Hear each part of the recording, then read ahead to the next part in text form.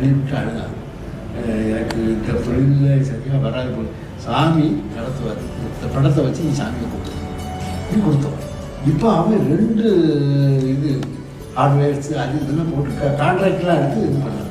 அவன் வந்து நம்ம வண்டியை பார்த்துட்டு ஓடி வந்தான்.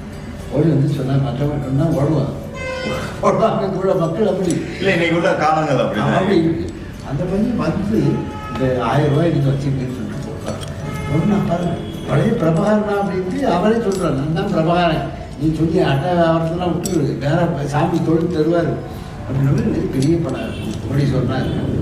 என்ன அவருடைய கருணை என்ன. நாங்கள் சாமியை வந்து நேராக பார்த்ததுல இருந்தே அவர் வந்து ஒரு இன்னைக்கும் அவரை வந்து ஒரு ரொம்ப மனசில் ஒரு அவங்க எப்பயுமே இருந்து எங்களுக்கு ஆசீர்வதிக்கிற மாதிரி தான்.